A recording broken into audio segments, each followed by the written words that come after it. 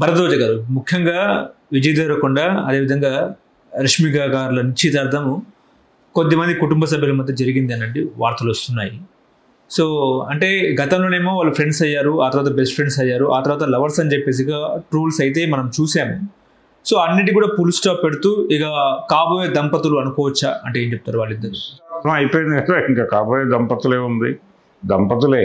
Okay, నిశ్చితార్థం అవటం అంటే పెళ్లి కన్ఫర్మ్ చేసి ప్రపంచం ముందుకు వచ్చారు వాళ్ళు. పెళ్లి వెడ్డింగ్ డేట్ కూడా ఏదో అనౌన్స్ చేశారు కదా, ఫిబ్రవరిలో అనుకుంటా, ఫిబ్రవరిలోనో ఏదో సంథింగ్ ఆ డేట్న వివాహం అయిపోతుంది. కాబట్టి ఒక క్లారిఫికేషన్ ఇచ్చారు వాళ్ళు. సినిమా హీరోయిన్ హీరో పెళ్లి చేసుకోవటం అనేది అది సహజంగా జరుగుతున్నటువంటి కార్యక్రమం. అనేక సంఘటనలు చూసాం కదా, కృష్ణ విజయ నిర్మల గారు పెళ్లి చేసుకున్నారు కదా గతంలో. కాబట్టి అలాగే చాలామంది జంటలు కనిపిస్తారుగా మనకి, భార్యాభర్తలు ఇద్దరు హీరో. ఆ మధ్య అంటే కంపేర్ చేయటం కరెక్ట్ కాదు కానీ ఇప్పుడు నాగ చైతన్య చేసుకున్నటువంటి ఇద్దరు, సమంత కావచ్చు, ఇప్పుడు శోభిత కావచ్చు, వాళ్ళిద్దరూ సినిమా పరిశ్రమలో ఉన్నవారే కదా.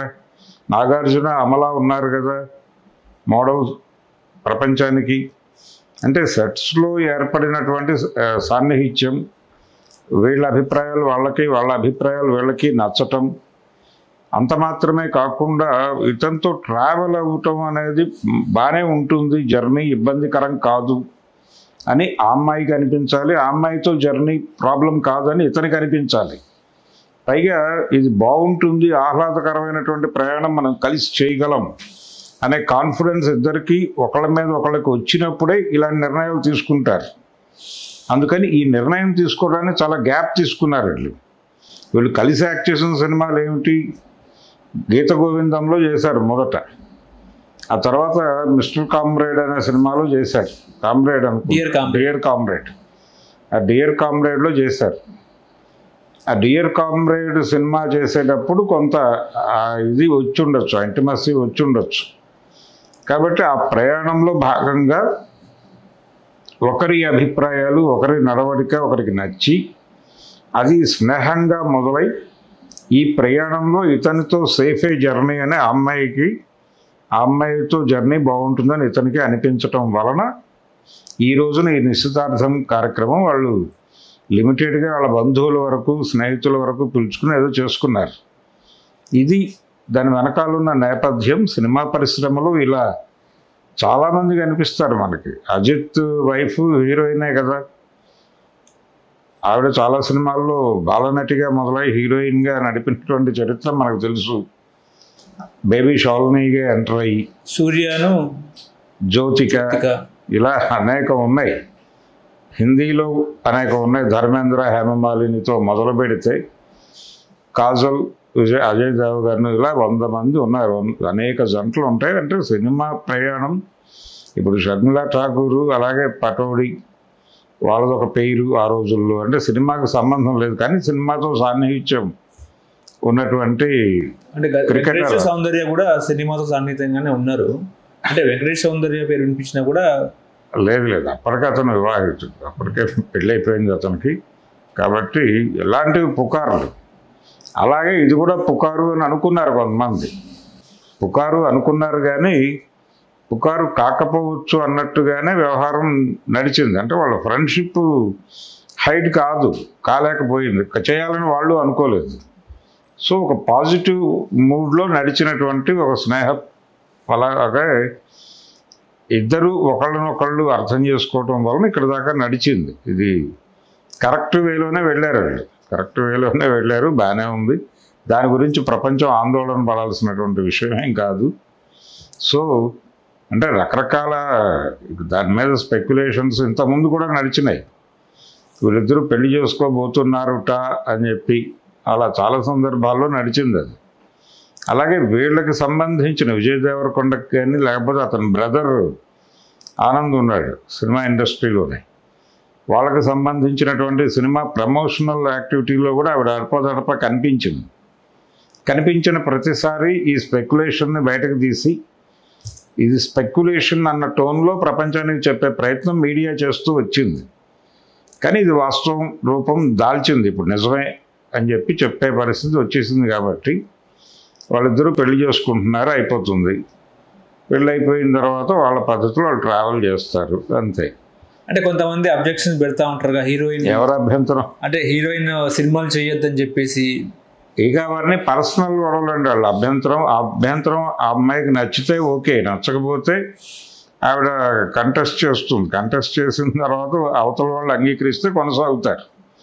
ఇప్పుడు అమల గారు పెళ్లి చేసుకున్న తర్వాత ఆవిడ సినిమాలు ఆపేసింది కదా, హాయిగా ఆపేసి టోటల్గా ఇంటికే పరిమితం అయిపోయింది. అలా అయిపోవచ్చు. విజయ నిర్మల్ గారు సినిమాల్లో కొనసాగారు. అయితే ఆవిడ వేరే హీరో పక్కన చేయలేదు, కృష్ణ గారి పక్కనే హీరోయిన్గా చేస్తూ కొనసాగారు ఆవిడ. ఏదో ఒక సినిమాలో మాత్రమే, మ్యారేజ్ అయిన కొత్తలో అప్పటికి కమిట్ అయిన సినిమాలో ఎక్కడో వేరే హీరోతో చేశారు, కానీ తర్వాత ఎక్కడ ఆవిడ వేరే హీరోతో చేయలేదు. అలా ఒక పరిమితి ఉంటుంది. రాజశేఖర్ జీవిత్తో చేసినటువంటి సినిమాలు తక్కువే. అలాగే పెళ్లి తర్వాత ఆవిడ కూడా దాదాపుగా గృహస్థ జీవితానికే అంకితం అయిపోయింది. అందుకని కొంతమంది అలా ఆగిపోయే వాళ్ళు ఉంటారు, కొనసాగే వాళ్ళు ఉంటారు. డిపెండ్స్ అపాన్ వాళ్ళ మధ్య ఉండేటువంటి రిలేషన్ హెల్దీగా ఉంటే నడిచిపోతుంది.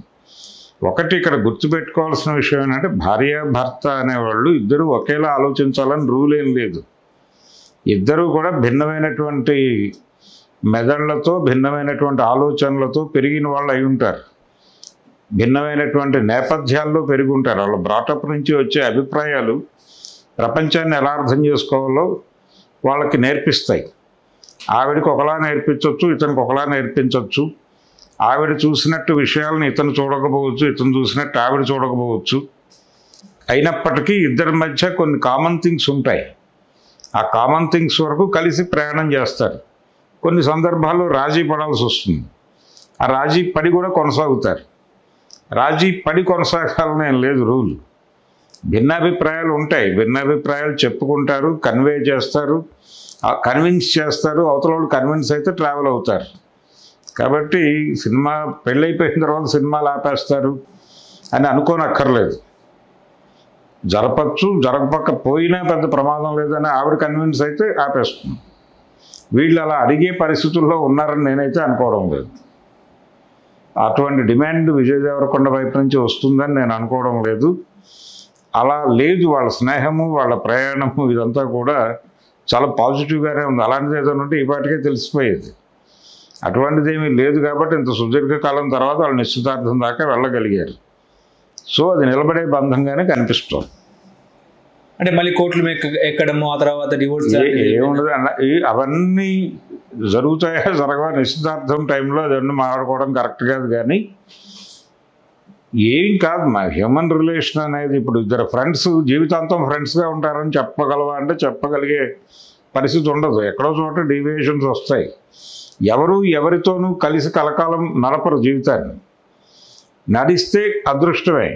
అంటే నడిపే పరిస్థితులు ఎవరో ఒకరు రాజీ పడితే నడుస్తుంది. అది స్నేహం అనేది కలకాలం అలా మెయింటైన్ చేసుకోవడం ఎంతకాలం చేసుకోగలరో అంతకాలం నడుస్తుంది. యాజ్ సింపుల్ యాజ్ దట్, అంతే. హలో, తెలుగు రాజ్యం ఛానల్ చూస్తున్నారా?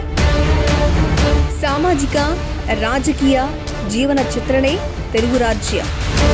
అతిశయోక్తులు అసత్యాలు ఉండవు. రాజకీయ కోణం కాదు, ప్రజా కోణమే కొలబద్ద. తెలుగు రాజ్యం వీక్షణ మీ ఉత్తమ అభిరుచికి నిదర్శనం.